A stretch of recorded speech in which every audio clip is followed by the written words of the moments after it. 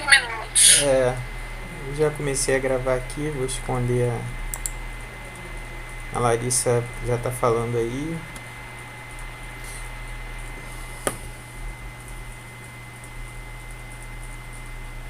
A gente se adaptando ao novo normal provisório, né, professor? Olha, rapaz, isso não tá mole não, hein? Tá difícil, né? Cada vez. É, Eu tava com outro computador muito bom, agora quebrou, a câmera ficou ruim. Nunca achei que fosse precisar tanto de câmera de computador. E eu comprei outro computador, que o meu era velho, tive que comprar cadeira, tive que comprar fone. teclado, fone, olha. Eu pensei que não, eu penso, né? Que Hum, poderiam nos ressarcir, né? De todos esses gastos. é, a gente tá pagando para trabalhar. Aí, ó, a Maritza está dizendo que de manhã conseguiu gravar. É estranho. Gabriela, por favor, pode encerrar sua transmissão que eu vou colocar a minha.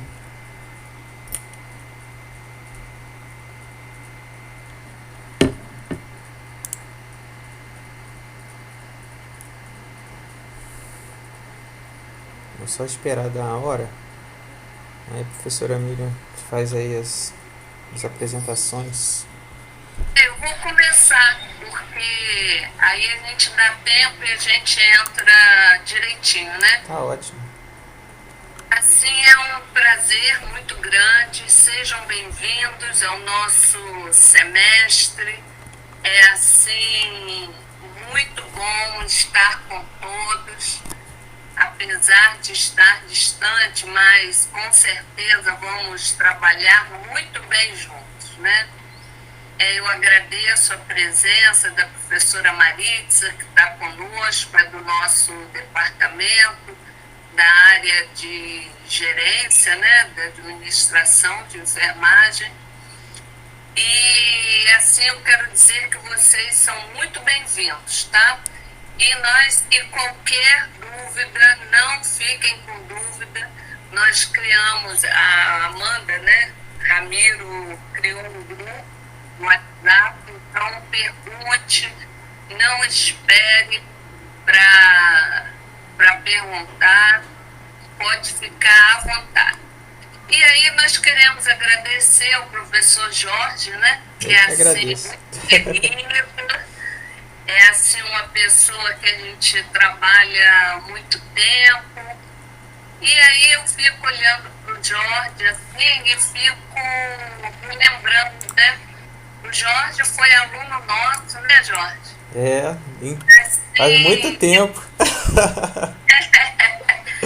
e foi assim meu colega de departamento, agora é meu colega da faculdade, ele está no MEP, já tem pós-doutorado, é uma pessoa super inteligente e nós precisamos acreditar no nosso futuro, né? Porque quando nós acreditamos, nós chegamos lá, né, Jorge? É isso aí. Eu agradeço, professora, que se não tivesse sido, né, por vocês que foram meus professores, né, e também é tudo que eu aprendi com a senhora e também pelo MFE, que foi um departamento maravilhoso, onde eu tive a oportunidade de trabalhar com vocês. Tempos saudosos, né, da época de semiologia e semiotécnica, ó, muita saudade.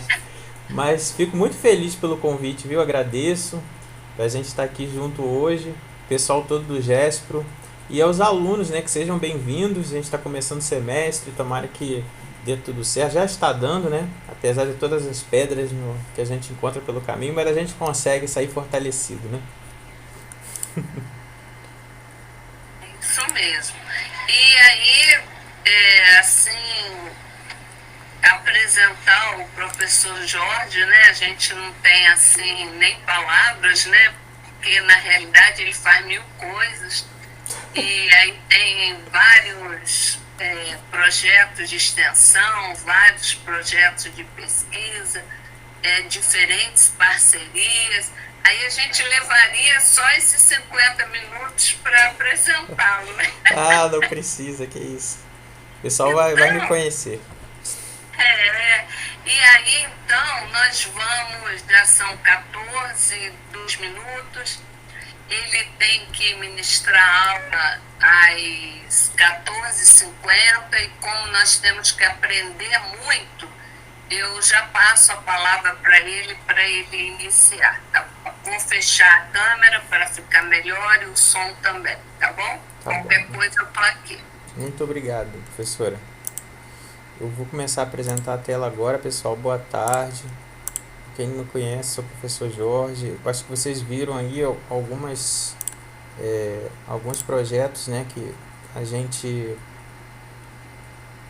coordena, eu junto com a professora Cláudia Messias, que amanhã tem curso dela. Então esse slide ficou aí no início. A gente, quem quiser acompanhar, a gente tem as nossas redes sociais, tá? Espaço Aberto Saúde UF no Instagram, que os alunos estão fazendo bastante coisa lá, a Mariana e o Vitor Manso. O canal que a gente tem, Espaço Aberto para a Saúde, que a professora Miriam, inclusive, já foi entrevistada sobre cursos de pós-graduação de controle de infecção, que ela ajudou a criar. Eu também participei desse curso durante muitos anos. Então é isso aí. E hoje ela me convidou para falar de triangulação de métodos. Eu aceitei, claro, né? Eu vou negar o convite da querida professora Miriam Crisóstomo.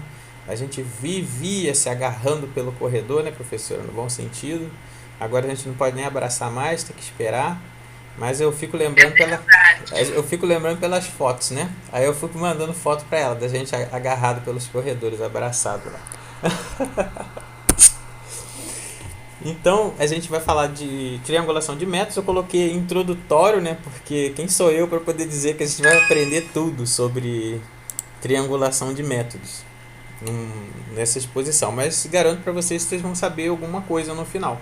Então, aí eu coloquei a professora Miriam organizando, eu fui convidado do Gespro. A Larissa está ajudando a gente, ela é bolsista própria. A Júlia é PIBIC, né? Já vai fazer 2 anos, ela também vai ajudar com os certificados, depois vocês vão receber. E a Gabriela Filippini, que também está aí monitorando, ela ajudou a fazer os slides junto com a Larissa. Então, queria agradecer a todos os meus alunos do grupo de ensino, né? De pesquisa. Que sem eles a gente não conseguiria fazer nada, né? Não teria esse mini curso, não teria essas atividades todas que a gente estava fazendo. Então, os alunos são importantíssimos para a gente conseguir fazer todas essas atividades que a gente vem desenvolvendo desde março. Então, nesse mini curso, nós vamos falar sobre os métodos quantitativos de pesquisa, descrevendo algumas características, abordar os métodos qualitativos e também um pouco sobre o quantitativo, né? E apresentar a triangulação, que nada mais é do que uma mescla, mas só que não é só uma mescla de abordagens, tem também outro tipo de mescla. Vai ficar toda hora aparecendo isso, meu Deus.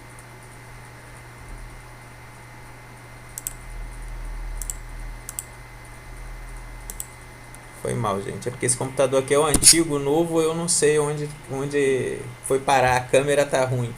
Ficou com problema. Nesse primeiro momento de interação, né, a Gabriela junto com a Larissa fizeram aí um link, né, para vocês dizerem pra gente qual é a aproximação que vocês têm mais, né? O que vocês têm mais aproximação de abordagem de pesquisa? Vocês gostam mais, preferem mais, têm mais aproximação pelo qualitativo, pelo quantitativo, por ambos, ou não tem nenhuma abordagem, né? Que seria os estudos de revisão. Então eu vou pedir para a Gabriela ou a Larissa projetarem aí esse resultado dessa enquete. E vou pedir para vocês participarem através do chat, que está aí o link, ó, o ment.com, e é só vocês digitarem esse código aí, só recortar e colar, e vocês falarem para a gente qual é o método que vocês têm mais aproximação. Vamos esperar a participação de vocês, ó.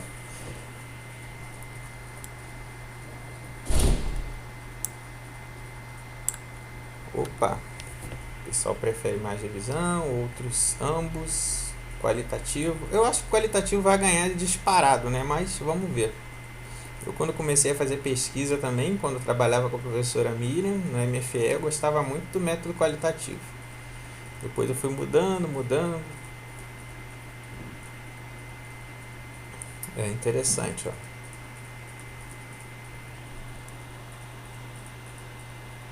O qualitativo vai ganhar, né?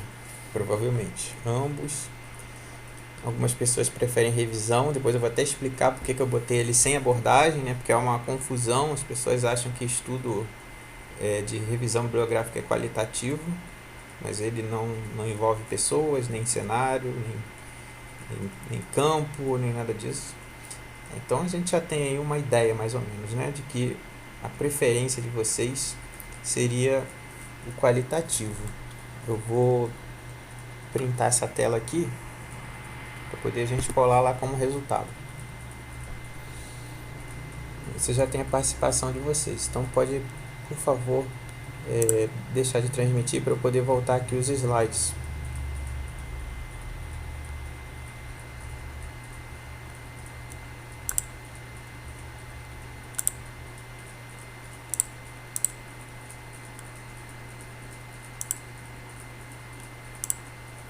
Então a gente fez essa participação de vocês e a maior parte das pessoas preferem o método que eu já sabia, né? Que seria o qualitativo. Então, nessa primeira parte, nós vamos falar sobre os conselhos para pesquisar, a importância de um projeto, né? Tipos de pesquisa, porque não tem como a gente falar da abordagem sem especificar um pouco o tipo de pesquisa, técnicas de coleta e de análise. Então, a primeira coisa importante para a gente falar é sobre os conselhos para pesquisar, né? Então, a gente sempre tem que definir com a área de interesse que você gosta e procurar as pessoas que gostam dessa área de interesse. Então, por exemplo, não adianta você tentar fazer um estudo de um tema que você não se interessa, porque vai ser um fardo para você carregar durante um tempo. E selecionar um tema que você gosta e buscar os orientadores adequados, os orientadores que possam te ajudar no aspecto de conteúdo. Então, por exemplo, eu dou aula de metodologia desde a época que eu era professor da MFE, isso é 2004, então faz muito tempo. Vou pedir desculpa a vocês por isso, que eu não sei nem como resolver esse negócio aqui. Aí a gente tem que buscar orientadores adequados. E o que eu estava falando de metodologia? Eu, às vezes, ajudo muitas pessoas metodologicamente falando, né? O que tem que ter no trabalho, o conteúdo, né? A introdução que deve conter, e anos dando aula de TAP, que vinha depois na disciplina que a professora Miriam também leciona, ou lecionava. Acho que essa disciplina de agora, de vocês, ou antes ela era uma outra, introdução à metodologia. Então, assim, a metodologia, ela dá o caminho, mas o conteúdo, a pessoa que está na área é que vai te ajudar, né? Que vai dizer, ó, isso aqui não está sendo estudado, isso daqui é interessante você buscar esse outro autor. E para isso a gente tem que se vincular a pessoas interessadas pelo tema e formalizar suas ideias e experiências. O que é isso? É buscar autores que te ajude dentro daquilo que você está estudando, porque tem coisas que não tem como você estudar da forma que você quer.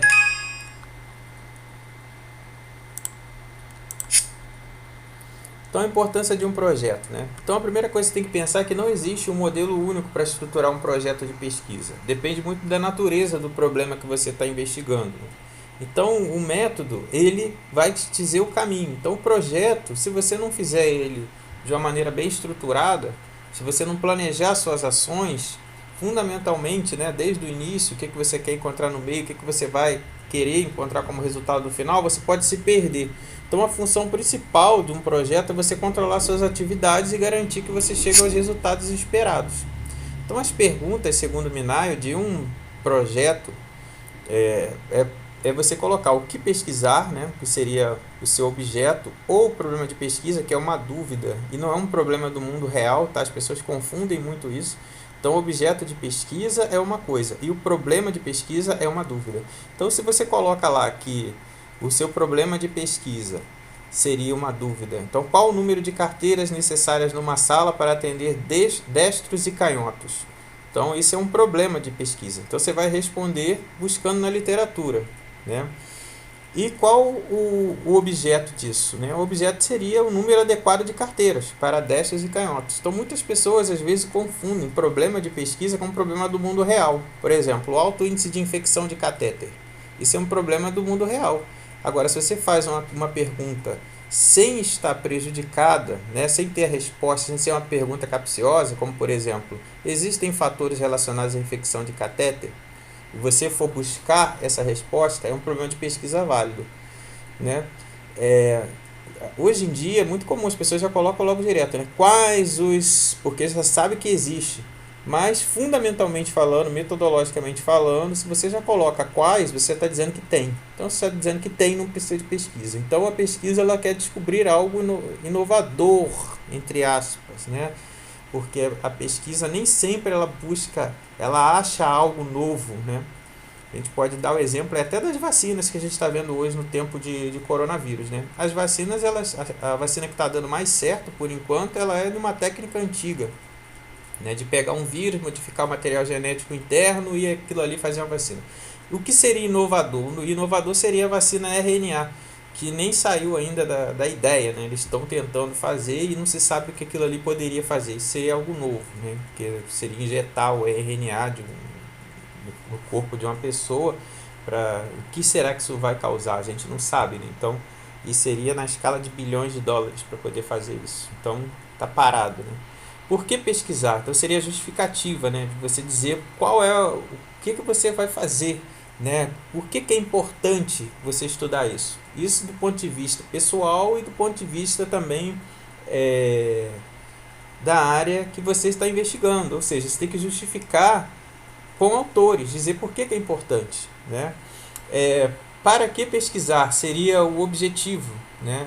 Como pesquisar? A metodologia, o caminho percorrido. Quando pesquisar? O cronograma, né? Que isso num projeto é importante para um comitê de ética, por exemplo. Com que recursos? É o orçamento que você vai gastar, também é importante para o comitê de ética. Para a gente na UF, fazendo TCC, não é importante, né, orçamento, né, mas o cronograma, quando vocês estiverem fazendo TCC ou outro trabalho que envolve o tempo, também vai ser cobrado. Então a gente começa a falar agora dos tipos de pesquisas, né? Segundo essas autoras, Tobay e Alu, há várias taxonomias para tipos de pesquisa. A gente poderia dizer aí que chega a umas 20 ou mais, que pode estar relacionadas ao meio que você vai fazer, por meio de quê e com a finalidade de quê. Então vou pegar essas principais e vou trazer para vocês aqui, que são as mais utilizadas. Então, a pesquisa por finalidade, ela pode ser descritiva, ela pode ser exploratória, ela pode ser explicativa. A pesquisa descritiva, segundo vários autores, eu peguei um livro antigo de Rodil, mas todos dizem a mesma coisa, descrever é narrar o que acontece. Então, dessa forma, a pesquisa descritiva está interessada em descobrir o que acontece, conhecer o fenômeno, procurar interpretar e descrever o que está acontecendo, né? E esse é o que a gente mais utiliza e vê nos estudos, né? Nos artigos, na pesquisa, estudo descritivo. Já a pesquisa exploratória depende dos autores, né? Eu poderia dizer que 70% dos autores dizem que há escasso ou nenhum conhecimento sobre o assunto. E outros 30% vão dizer assim, é isso, e também é quando o próprio autor desconhece o assunto. Então eu não gosto muito de usar esse termo, essa afirmação, onde é escasso ou nenhum conhecimento sobre o assunto. Por quê? Porque a gente não sabe se um estudo existe em algum lugar que você não tem acesso àquela publicação. Então, por exemplo, será que o estudo sobre glosas hospitalares, quando eu ouvi esse nome não sabia nem o que significava? Glosas hospitalares. Você vai procurar no Brasil, não tem quase nada, mas será que em Singapura tem? Será que na China tem? Será que na Índia, que tem bilhão, né, de pessoas, tem algum estudo sobre isso? Então eu não posso afirmar que há escasso ou nenhum conhecimento sobre o assunto. Prefiro até dizer, quando o próprio autor tem pouco conhecimento sobre o assunto. Então, se você está fazendo um estudo sobre hipertensão arterial, por mais que seja um tema batido, e você nunca estudou hipertensão, ele pode se dizer que é exploratório, né? Mas aí existe um outro problema, não é problema, talvez seria a solução. As pessoas elas colocam geralmente descritivo e exploratório, porque você está descrevendo o que acontece e você está explorando algo que para você pode ser novo ou é novo também na literatura. né? Como, por exemplo, o coronavírus. Foi uma coisa nova, entre aspas, porque se você olhar 2003 também teve, né, um alastramento de vírus, assim como teve o MERS também, que foi a mortalidade dele é muito maior, né, 30%, né? O coronavírus é 5%. Então, assim, o outro matou gente mais rápido. O que tem diferença desse vírus, né? Porque ele se alastra mais rápido e a gente não conhece tanto, né? Não sabe, porque é novo. Então, em uns ataca o fígado, o outro ataca, né, meninges, como vocês viram na televisão, o outro vai atacar o pulmão, mas primordialmente é uma doença das vias aéreas, né? Então, isso tudo que eu estou falando vem de quê? De uma ideia de que foi explorado. E quando eu expliquei para vocês, eu fui descrevendo. Então, é descritivo e exploratório. E o que é explicativa? Então, se você vê, é muito difícil você encontrar um artigo dizendo que o estudo é explicativo, que seria tornar inteligível e justificar os motivos de alguns fenômenos, né? Às vezes a gente consegue explicar, né? Então, seria o seguinte: por que as pessoas vão infartando para a unidade básica de saúde? Né? Por que elas não procuram uma emergência quando quebra o pé ou quando... Por que elas não sabem como funciona o sistema de saúde? Por que elas não chamam o SAMU? Né? Por que elas vão para algum lugar? Então, assim, é tentar explicar por que alguns fenômenos acontecem. A gente sabe que as pessoas não sabem como funciona o sistema de saúde. Eu nunca encontrei uma pesquisa explicativa, né? Eu continuo procurando até hoje para poder mostrar o exemplo, mas eu não encontrei ainda. Então a gente utiliza muito descritivo e exploratório. Descritivo ou exploratório ou ambas juntas. Então, como eu falei, pode-se aplicar esses nomes? Eu já expliquei o porquê que fiz essa interrogação aí. Porque depende do autor e depende da visão de quem está construindo o estudo, e também porque a gente sabe que alguns estudos eles são exploratórios e outros são mais descritivos.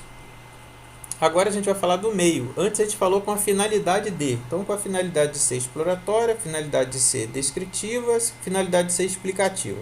Agora a gente está falando dos meios. Uma pesquisa que se deu por meio de. Então você pode dizer que sua pesquisa sobre coronavírus foi descritiva e exploratória, que se realizou por meio de estudo de caso, por meio de pesquisa experimental, por meio de busca documental, por meio de campo. E por aí vai, pesquisação e outras que chegam a até 20.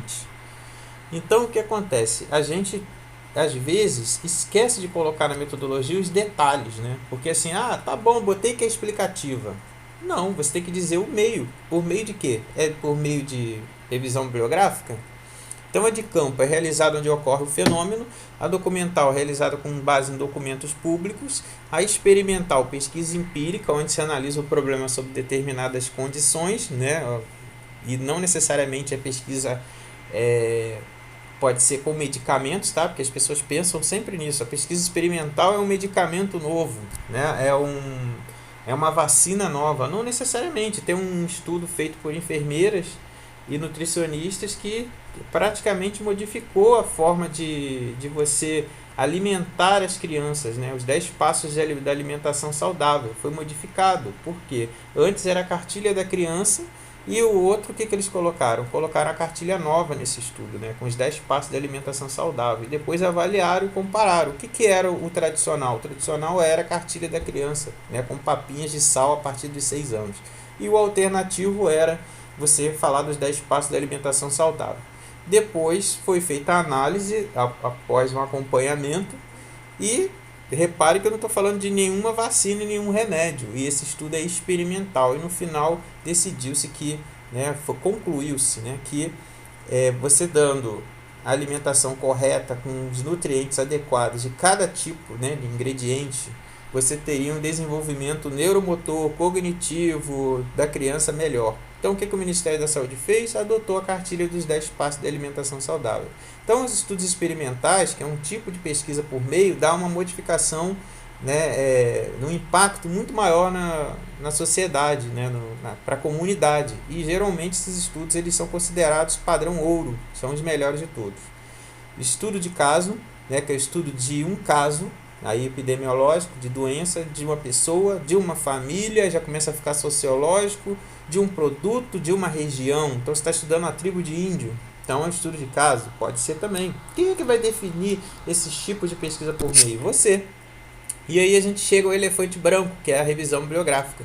Então, até pouco tempo atrás, as revisões bibliográficas era esse o nome, né? Estudo bibliográfico, realizada com base em publicações, né? Você usar a biblioteca, né? Utilizar o que tinha de recurso, né? Eletrônico, tecnológico, de internet na época, 20 anos atrás. E hoje em dia a gente tem muito mais acesso às publicações científicas. Entretanto, todavia, contudo, né, e todos os outros, os conectivos adversativos, a gente sabe que não tem uma qualidade tão grande, né? Então, o que acontece? Hoje em dia outros nomes foram surgindo. Então, decidiu-se do nada, né, que de repente, principalmente na enfermagem, foi publicado um artigo falando da revisão integrativa, que a proposta é integrar vários conteúdos, né? Então aí, quando você vai observar, muitas revistas não aceitam manuais, jornais comuns, não aceitam manual do Ministério da Saúde, não aceita dissertação, não aceita tese, e é integrativa. Então está integrando o quê? Então, na prática, o que a gente observou? Que o nome integrativa substituiu o nome bibliográfica, mas na teoria, né, lendo, quando você lê, não está reunindo obras de vários conteúdos, de várias fontes diversas, e sim somente artigos. E isso daí é a minha crítica à revisão integrativa. Então parece que houve uma adaptação aí para poder utilizar um nome mais novo, mais bonito para falar de integrativa. Mas que, se você observar, é uma revisão sistematizada. Então esse nome que muitas vezes as pessoas e algumas editoras, né, até reclamam. Eu já publiquei alguns artigos e botei esse nome. Então, como a gente está fazendo o que a revista pede, então muitas vezes me pedem, tira esse nome sistematizado, isso não existe. Então eu vou lá e tiro. Aí coloco o nome que a editora quer. Mas na verdade eu sistematizei uma sequência de coisas que eu fiz para eu fazer minha revisão bibliográfica. Por quê? Porque se você lê o que é revisão bibliográfica, ela se esgota por si só. Ela tem um conteúdo que ela se propõe a criar em cima das condições que o autor criou. Então o que eu fiz? Eu baixei os arquivos, eu li os resumos, eu depois li o conteúdo, eu adaptei, e aí depois eu fiz uma análise textual. Isso é o que? Uma revisão sistematizada, né? E aí, não, vamos dizer que é integrativa. Então tá bom, então eu vou lá e tiro o nome. Então é um problema que a gente está passando, no limbo, né? Com revisão bibliográfica.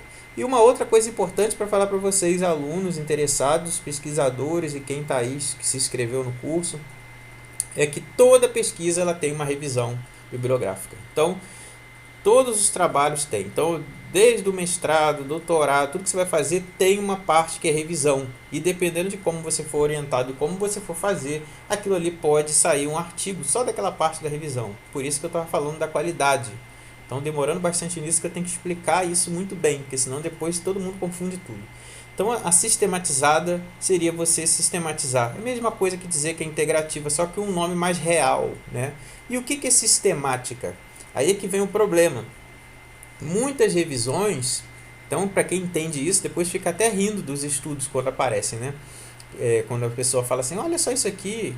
Porque sistemática é um estudo epidemiológico que exige muitas vezes meta-análise, que é a análise dos resultados dos estudos quantitativos que você levantou, né, do mundo inteiro. Então, hoje estão fazendo várias revisões sistemáticas com meta-análise em cima de alguns medicamentos e como eles agem no organismo para poder combater o coronavírus. Então eles pegam a evidência científica de um, de outro, soma tudo, faz um N maior. Então, por exemplo, um estudo que era feito com 10 pessoas num lugar, depois foi feito com 150 pessoas no outro. Porque eles pegaram todos esses números agora, 150, 10, 20, não sei de onde, do mundo inteiro, junta e aí faz uma revisão sistemática. Lembra quando eu falei para vocês que que o estudo de experimental era a melhor evidência? Então, agora a sistemática é a reunião de várias evidências, de vários estudos, que são estudos importantíssimos, né, clínicos, de ensaio clínico. Então ele é o suprassumo, então seria o diamante. Então você vai numa revista às vezes e encontra lá assim, eu não posso nem falar o tema, senão vai estar gravado, todo mundo vai ver lá. Então primeira coisa, você tem que ter um desfecho clínico ou uma doença para poder dizer que é sistemática. Então você não pode, por exemplo, fazer um estudo sobre glosas hospitalares dizendo que é revisão sistemática. Entenderam?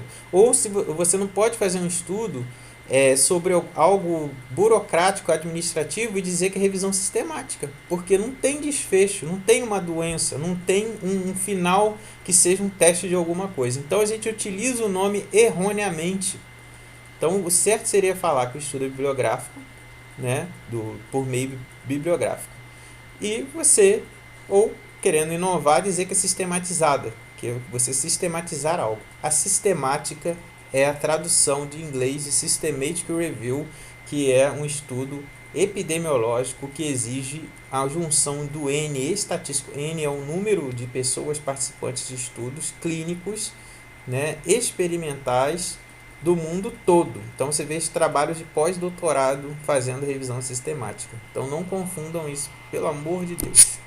Então assim, o material e método, a gente... O que você quer trabalhar, né, no seu estudo? Né? Muitas vezes as pessoas querem trabalhar com falas dos outros, né? Ou querem trabalhar com números. Como eu vou obter esses dados? Né? Qual o número suficiente de pessoas ou de dados, né, de depoentes para poder você conseguir alcançar o que você se propõe? Como que eu vou processar esses dados? Você vai processar um recurso estatístico, você vai fazer isso segundo análise de conteúdo, a gente vai ver isso daqui a pouco mais para frente. Então, a gente começou a falar agora do material e método, que é a parte da metodologia. Queria apanhado todo o geral anterior para eu poder entender, para a gente poder chegar aqui. Então, eu não poderia começar falando direto do material e método, porque ia ficar confuso. Então, a gente explicou antes o que é meio, o que é tipo de pesquisa e por aí vai. Tipo por meio, tipo por finalidade. Então, por exemplo, a técnica de coleta, olha só que interessante. A gente falou lá que existe um tipo de pesquisa, né, por meio documental. Mas também existe o nome técnica de coleta documental. Então, o mesmo nome serve para duas coisas, dependendo aí, né, do autor que você for ver. Então, mas é isso aí, que é a análise documental. O que seria essa análise documental? Atas, prontuários, né, até mesmo manuais, pareceres e por aí vai. Entrevista pode ser estruturada ou semi-estruturada, depois vocês vão ver isso com calma com a professora Miriam e a professora Maritza. Grupo focal, né, que as pessoas têm feito bastante de uns anos para cá. O questionário, né, que alguns autores criticam muito, porque o questionário você pode jogar a isca e não voltar nada, né, ou simplesmente as pessoas não responderem. E o questionário auto-aplicado, né, que é o questionário que a pessoa vai respondendo, que é o que a gente está mais vendo na época de pandemia, que são os questionários eletrônicos chegando toda hora para você responder alguma coisa. Inclusive, eu vou falar para vocês que está rodando uma pesquisa nossa aí com os estudantes, né, de enfermagem. Então, por favor, quem puder, quem recebeu o link, responda. Até falei com o Charles do DA, acho que ele está aí também. E para vocês participarem, para depois a gente saber como que está a saúde física, mental, psicológica de vocês durante esse momento de pandemia. A gente só teve 40 e poucos alunos que responderam até agora, né? A gente tem 400 alunos na escola de enfermagem, então vamos passar esse link aí um para o outro. É o exemplo que eu estou falando para vocês de técnica de coleta, que a pessoa olha e fala, não vou responder isso agora. Mas é rapidinho, vocês vão gostar. Depois no final a gente vai dar uma resposta geral para vocês, né? Junto à coordenação e ao DA. Então agora a gente vai falar de técnicas de análise.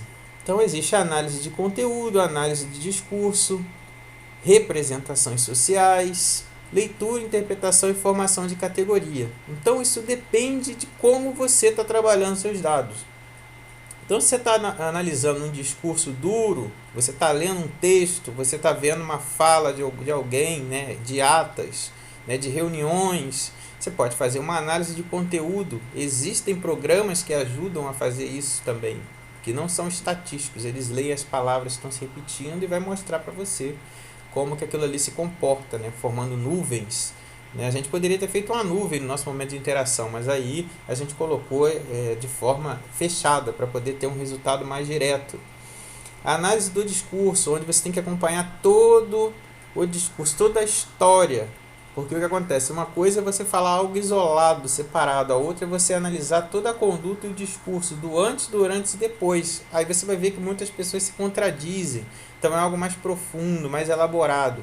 Representações sociais. né? Isso é representado por um grupo, né? Então, como que a gente acabou de fazer um artigo agora, acho que já foi aprovado também, falando das representações sociais. Está aí o Vitor Manso aí, que ele acho que acabou de mexer nesse artigo, que foi defesa aí de mestrado da escola. A professora Selma até que orientou, do MFE, já está aposentada, professora maravilhosa também, tive a oportunidade de trabalhar com ela. Representações sociais. Então, foi um estudo onde como que os funcionários da enfermagem veem os funcionários colegas mais velhos. Qual é a representação social que eles têm, né, dos mais velhos? É que eles não têm mais a sua força de trabalho, é que eles são prejudicados, é que eles dão trabalho, é que eles são lentos. Qual é a representação social que o grupo faz? Então, quando a gente fala de representação social, tem vários autores. Então, essas linhas aí de análise de conteúdo, de discurso, de ciências de representações sociais, elas requerem muitas vezes um embasamento teórico de algum autor, né? Então, ao meu ver, na minha opinião, tá? Tem que deixar isso bem claro. Eu acho muito difícil trabalho assim. E as pessoas acham mais fácil. No início eu até fazia. Hoje em dia eu só ajudo, porque eu acho difícil. Até mesmo fazer uma revisão de literatura, né, com leitura, interpretação e formação de categorias, né, que é isso que tem que ser feito. Quando você faz uma revisão de literatura, não dá para você fazer análise de conteúdo, porque não tem fala de pessoas, né? A não ser se você estiver fazendo uma análise documental, aí dá, né? A análise de discurso através da revisão de literatura, como? Né? Não tem como, representações sociais não tem. Então, quando a gente faz revisão de literatura, você faz a leitura, interpretação e formação de categorias em cima do que você leu. É muito conteúdo, né? Mas daqui a pouco a gente acaba. Na parte 2, o método de pesquisa e abordagem qual utilizar, nós vamos falar de qual e quanti, né? Quanti, quali, qualitativo e quantitativo. Então, o método de pesquisa ou abordagem, né? A gente pode falar qualitativa ou quantitativa. Isso também é muito interessante. Você chega para a pessoa e pergunta assim: você está fazendo o que do TCC? Eu estou fazendo um estudo qualitativo. Mas qual é o seu tipo de pesquisa? É qualitativo. Não é tipo de pesquisa. Qualitativo é abordagem ou método. Aí você vai, né, instiga ainda mais, que você quer saber, né? Mas eu estudo o quê? Estudo exploratório, é descritivo, aí a pessoa já começa a se enrolar e fala assim: eu estou fazendo um grupo focal. Opa, o grupo focal é uma técnica de coleta. Então, assim, muitas vezes as pessoas elas não sabem e precisam desse beabá, entendeu? Para poder entender o que ela tem que vir da abordagem, para depois você falar do tipo de pesquisa por finalidade, depois do tipo de pesquisa por meio, né? E depois você falar da sua técnica de coleta e a sua técnica de análise. Então agora aqui a gente está falando da parte inicial, o que é quali e o que é quanti, né? Então o qualitativo se preocupa com a realidade que não pode ser quantificada, mas ela pode ser de alguma forma mensurada. Então ela envolve crenças, valores, atitudes. E a abordagem quantitativa é aquela que tem como suporte medidas e cálculos mensurativos, que foi o que eu me apaixonei depois do mestrado. Por quê? Porque eu não perco muito tempo tentando interpretar a realidade. Eu simplesmente preciso dos dados e comparar. Então, se eu encontro que tantas pessoas sofrem de estresse, têm síndrome de burnout num determinado local, eu vou comparar com uma outra pesquisa que fez parecida com a minha para ver se eu acho igual. Se não está igual, eu tenho que explicar por que não foi igual. Se está igual, está ótimo, porque para pesquisa quantitativa, quanto mais parecido é melhor. E para pesquisa qualitativa, não. Quanto mais diferente, ela é melhor. Então esse é um problema dos estudos qualitativos. Às vezes a gente fica um tempão fazendo estudo, tem que fazer um trabalho com o comitê de ética, faz com a disciplina, faz com um monte de coisa, poder chegar lá e você vai descobrir o que de novo? Muitas vezes não tem nada de novo para descobrir, né? Então, como a gente não tem muita coisa para descobrir de novo, o problema é que para você fazer um TCC ou um artigo ou qualquer coisa que você não precise publicar, tá ótimo, porque o objetivo do TCC é esse, é você ter concluído o seu curso, seja ele, né, qual for. Mas a questão é que hoje todo mundo quer que tudo seja publicado. E aí vem o problema, né? Porque você vai publicar algo que muitas vezes, vai querer publicar algo que muitas vezes outras revistas, né, e o mundo científico já conhece muito bem. E aí você não consegue publicar. Então esse Aí, o que a gente tem que fazer então na pesquisa qualitativa para ela ser melhor? Buscar outras formas de interpretação. Por isso que a gente está fazendo esse curso, que aí ele mostra, né, esse mini curso, que uma forma de você fazer isso é você fazer uma triangulação de métodos. Então, o método quantitativo, por exemplo, a gente está dando um exemplo aqui, né, lembrando, né, desde Auguste Comte, acho que vocês vão ver isso com a professora Miriam, considerando o pai da sociologia. Então, ele já falava da filosofia positivista de Comte, né, ele desconsidera as causas dos fenômenos como divinas ou vindas da natureza, porque no início a gente achava que tudo era causa divina, né? Então ficou doente porque Deus quis, daí isso aconteceu porque a natureza tal foi dessa forma porque tinha que ser. Então ele começa a dizer que não, que isso tem uma causa e essa causa pode ser observada, né? E esses fenômenos podem ser observados e eles podem ser mensurados, né? Ou seja, você tem como saber a origem daquilo e qual a frequência que aquilo se coloca. Então, a pesquisa possui leis, né? E essas leis têm relações constantes entre alguns fenômenos que podem ser observados. Então, existe uma única forma de você observar os fenômenos, segundo o Comte, e uma visão extremamente positivista. O que é isso? É calculista, de observar quantitativamente as coisas. E aí, em seguida, a gente observa que o qualitativo, ele utiliza múltiplas fontes de dados, né? Ele responde perguntas abertas em entrevistas, se interessa pelo cotidiano, situa-se num contexto de descobrimento, não de justificação, ocupa-se com significado e não com a frequência estatística. Enquanto a gente vai olhar que o positivismo, que eu acabei de falar no slide anterior, ele se preocupa com a frequência e com a estatística, né? Ele quer observar. E uma coisa melhor que a outra? Não existe nada melhor que o outro. Eles se complementam. Daí a ideia da gente falar de triangulação, né? Então existe um estudo muito importante de Snow, que foi feito na Inglaterra na época da cólera, que foi feito puramente observação quantitativa, onde as pessoas tinham mais cólera. E aí foram lá pintando, né, no mapa. E aí depois de fazer vários pontinhos pretos, foram observando que tinha locais que tinha muito pontinho preto. O que tinha naqueles locais, né? Poços, onde as pessoas pegavam água. O que eles fizeram? Fecharam os poços. E aí a cólera diminuiu. Então, assim, uma pesquisa observacional com a frequência, entendeu? Não foi qualitativo, mas salvou um monte de gente. Então, existe pesquisa melhor que a outra? Não. Então, qualitativo, a gente continuando a falar, procura analisar fatos submetidos a leis e padrões, utiliza questionários com perguntas fechadas e seguem padrões, livre de valores e crença do pesquisador. Isso aqui acho que está errado. Isso aqui é quantitativo, tá? Não é qualitativo não, é quantitativo. Agora que eu observei aqui, não vi ontem, aí comi mosca, foi mal. Então, quando a gente observa padrões e leis gerais, é quantitativo, né? Utilizar questionário com perguntas fechadas, quantitativos. Livros de valores e crenças do pesquisador, você não precisa ficar explicando o porquê daquilo, quantitativo. E busca precisão matemática e modelos estatísticos, também é quantitativo. Então, qual que eu vou utilizar, né? A qualitativa para explicações profundas, a quantitativa quando busca precisão matemática.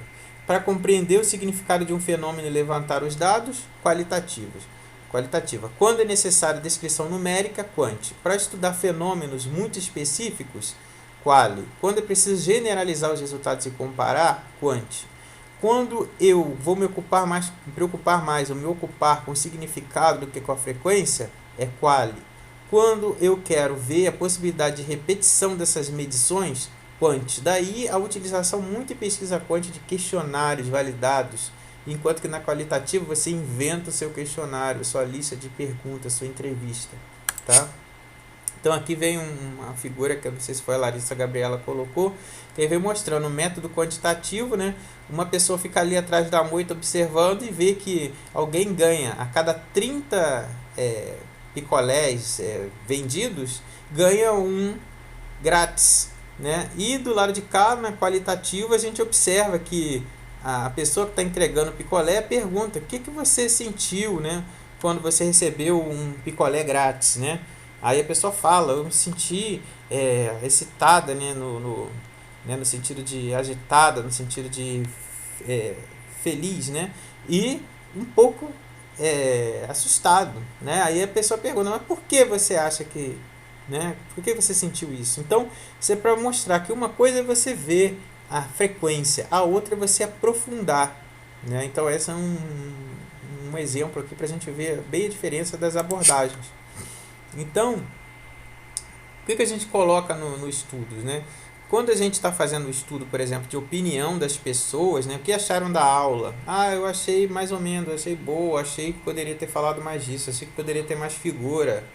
E você vai categorizando isso em percentuais, ó, tantos acharam mais ou menos, tanto acharam boa, tanto acharam ótimo.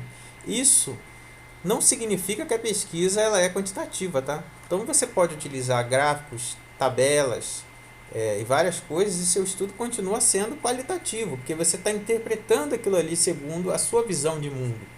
A abordagem quantitativa é aquela que tem como suporte medidas e cálculos mensurativos. Então, tem valor de P, tem teste exato de Fisher, tem, né, teste de Pearson, tem intervalo de confiança. Qual a medida de associação você calculou? Né? Odds ratio, né? OR, RP, razão de prevalência. Se não tem isso, sua pesquisa ela é qualitativa. Ah, mas eu não quero dizer. Então você pode dizer que é um estudo descritivo, exploratório, né? E você falar os passos que você fez. Não pode você colocar lá que é o estudo quantitativo ou dizer que é quanti-quali e não tem nenhum elemento do quanti, só ter do quali. Entenderam? Então aí já começa um problema. Então agora a gente vê o nome aí, quanti-quali ou quali-quanti, como a professora Miriam começou falando no início, não é nada novo. Se falava esses nomes aí, né, há 15, 20 anos atrás. Agora que a gente está usando mais o nome triangulação. E se eu olhar o livro de triangulação, que depois eu não sei também, mas a gente pode colocar no link aqui, que esse livro também tá, eu consegui achar na internet. Mas eu não sei se a Gabriela ou a Larissa, alguém tem esse link. Mas eu acho que a Gabriela tem. Que aí é um PDF que está na internet. Então, na verdade, se você olhar, tem os autores da década de 70 que falam de triangulação. No Brasil se falava em quali-quanti ou quanti-quali. Então, na verdade, hoje em dia é uma forte tendência, né? Hoje em dia, entre aspas, né? 2002, de você utilizar a mescla de métodos, né? Dependendo da quantidade de informação que você tem. Quali-quanti ou quanti-quali, conforme haja predominância. E nessa terceira parte, finalmente, depois dessa longa introdução de mais de meia hora, a gente vai falar sobre o que é triangulação, que eu já expliquei várias vezes. Foi criado, né, por Norman Denzin em 1970. A expressão se refere à disposição para exercitar diferentes abordagens e olhares a fim de aproximar da realidade social. Então, a triangulação é um método, uma estratégia de pesquisa que se apoia no método científico testados e consagrados para poder você analisar determinadas realidades de forma interdisciplinar. Então, a triangulação, a aplicação, ela visa a superação da dialética do positivismo, que a gente falou lá de Comte, e a gente entrar num compreensivismo, tentar compreender o fenômeno de uma maneira mais ampla. Então, a gente quer superar, né, a dialética, ir um pouco além, né, quando se encontra uma forma superior de evidenciar os termos de uma proposição. Ou seja, você quer ir além para você conseguir formular, né, ou tentar descrever aquela realidade de uma forma mais completa possível, né? Então vocês vão ver depois, professora Miriam, né, o positivismo, a fenomenologia e o materialismo dialético. Então é como se a gente quisesse fazer algo mais completo do que o materialismo dialético e além da dialética, superar a dialética. Então, a triangulação de métodos, ela tem uma abordagem positivista. Alguém está falando?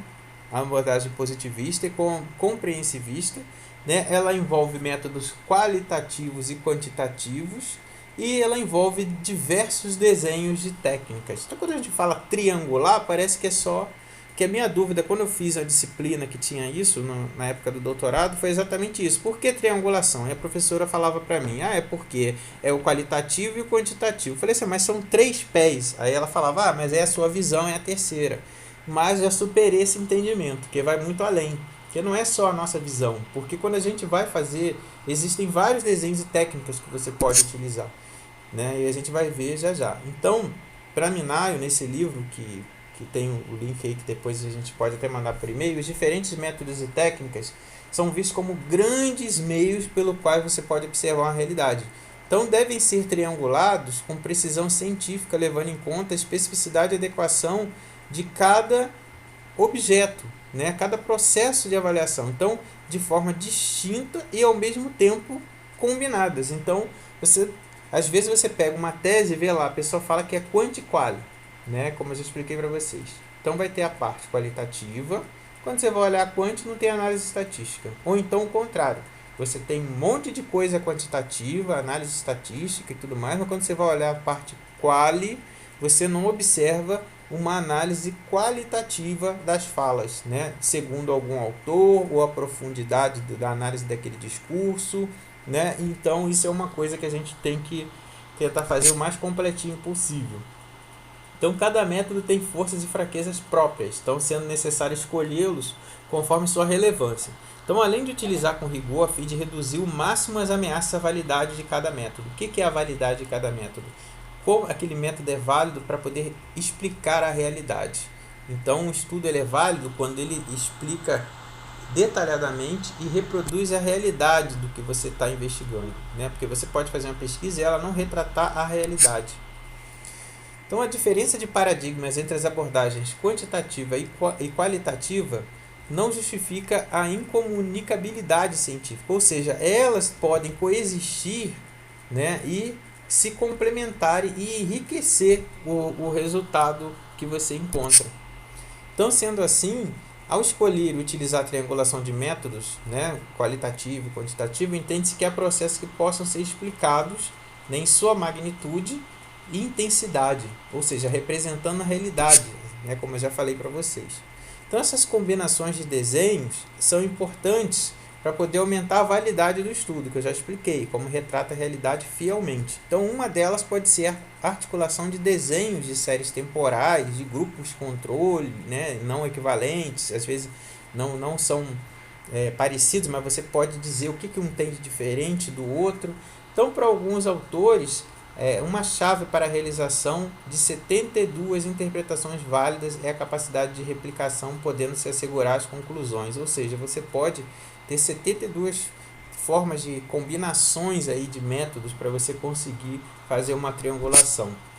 Então, busca-se que sejam capazes de mencionar, né, esses indicadores. O que esses indicadores dizem, né? Quando você monta um indicador de qualidade, né, do seu trabalho que você está investigando. Então, você vai ver como que são essas percepções do fenômeno de interpretação, a eficiência, a eficácia, a efetividade dos resultados das ações. Então, são parâmetros quantificados ou qualitativamente elaborados que servem para detalhar os objetivos de uma proposta que estão sendo adequadamente conduzidos, né? Então, você vai avaliar o seu processo, se foi alcançado ou não, através desses indicadores. O que significa isso? Quando você faz um estudo bom, você tem que monitorar o que você está fazendo. Então, uma pergunta fundamental da investigação avaliativa é a combinação mais adequada entre os indicadores quantitativos e qualitativos, né? Aqueles que são tangíveis, comparáveis, né? Ou intangíveis, incomparáveis, diretos ou indiretos. Então, esse é tipo falar grego, né? Porque, na verdade, que quer dizer que você tem que monitorar e acompanhar se todas as etapas do seu projeto, do seu estudo está sendo feito, está cumprindo o que o método indica para fazer. Então, utilizando, né, esses indicadores, é possível comparar diferentes indivíduos em populações. Além disso, esses têm o potencial de predizer, né, os fatos com maior probabilidade de ocorrer no futuro, né, que é muito importante em epidemiologia, né, e estudos da comunidade. Então, os indicadores qualitativos eles buscam mensurar valores, opiniões, relações, vivência intersubjetivas. Então, quando a gente fala em validar um questionário, por exemplo, qualitativo, né, ou uma entrevista, é você ver se esse questionário ele realmente está medindo o que você está se propondo a estudar, porque muitas vezes ele não mede. Então, assim, para definir os indicadores qualitativos, é importante assumir sua natureza hermenêutica. O que é isso, né? Aí a professora Miriam vai explicar lá também depois para vocês. É você ir voltar à realidade, analisar com a teoria e ver se aquilo realmente está medindo o que você busca saber. Então, por exemplo, você pode ter um questionário que está tentando avaliar o estresse, né, que é o que eu estudo muito. e você vai ver depois que esse questionário está analisando a qualidade de vida e não o estresse. Porque para avaliar o estresse, a pessoa tem que ter estresse. Então, isso é importante você validar, né? Saber se realmente esses indicadores estão funcionando. Então, os atores sociais se comunicam sobre qualquer assunto do mundo, da vida, interpretam, julgam a partir de um estoque de referências de classe, gênero, grupo de pertinência, etnia, idade, função social. O que eu estou querendo dizer? Estou querendo dizer que cada grupo é um grupo, ainda mais quando você faz pesquisa qualitativa. Então, para isso, esses indicadores eles têm que estar adequados à realidade daquele grupo. Então, para algumas pessoas, ter a cesta básica é sinal de felicidade. Para outros, comer arroz com feijão é tristeza. Então, esse é só um exemplo básico assim, para vocês entenderem. Então, os instrumentos para construção de dados, né, esses instrumentos que a gente vai falar agora um pouco, eles devem ser cuidadosamente construídos, né, porque ele precisa estar fundamentado na dinâmica da pesquisa que você está fazendo. Então, é recomendável verificar se já existem outros estudos e você comparar se seu instrumento pode ser utilizado. Na qualitativa é mais difícil, na quantitativa é mais fácil, porque a quantitativa, como a gente viu, ela quer replicar. Então, podem ser utilizados questionários, roteiros, um complementando o outro, né? E segundo Minar, as perguntas têm que ser feitas das formas mais diferentes, formas quantitativas e qualitativas, né, numa triangulação, para você depois analisar isso e compreender sobre, né, a ótica dos dois métodos, né? E aí você vai observar durante esse processo social que você está analisando ali, né, o fenômeno que você está analisando. Então, cada método por si não possui elemento mínimo para responder a questões de uma investigação específica. Mas você tem que estar antenado para saber se já existe alguma coisa parecida e validar, testar esse instrumento. Depois ver se ele é válido, se ele está analisando realmente o que você quer. Então aqui, para a gente poder relembrar, a combinação de técnicas de coleta. Você pode ter uma técnica de coleta documental, análise de prontuário, depois você entrevistar aquele pessoal e depois você fazer um grupo focal. Entendeu? Ou seja, você pode combinar também técnicas de coleta. Então, a triangulação não é só método quali, quanti, a sua visão. É também você combinar técnicas de coleta. E também pode combinar técnicas de análise, né? Isso é mais importante, né, para a gente lembrar agora. Então, a gente vê a importância de conhecer os tipos de pesquisa antes de tomar uma decisão do que você vai estudar. A gente fez o destaque para a construção do método, né, através de um modelo, onde você pode ter de projeto, vocês vão aprender. As abordagens existentes e suas vantagens, né? Existe a abordagem quali, a abordagem quanti, que também é chamada de método de pesquisa. A junção de métodos para melhorar a compreensão do problema, né, e o fenômeno social.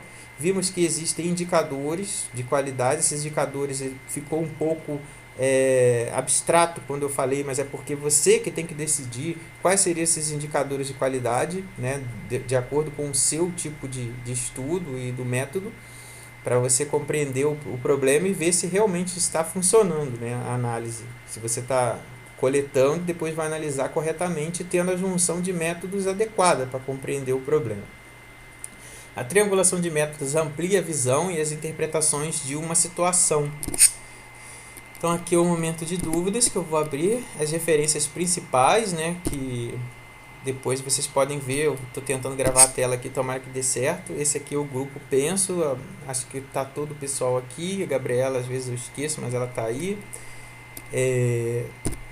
Esse é o nosso próximo curso, ele é amanhã às 14 horas, né? Quem quiser se inscrever é só entrar lá no nosso Instagram, deve ter lá o link de inscrição. E era isso. Eu vou voltar aqui para a minha apresentação e ver aqui se tem perguntas. Agora eu já estou conseguindo ver. Pode falar. Temos duas perguntas. Pode falar, professor, à vontade. O Fabiano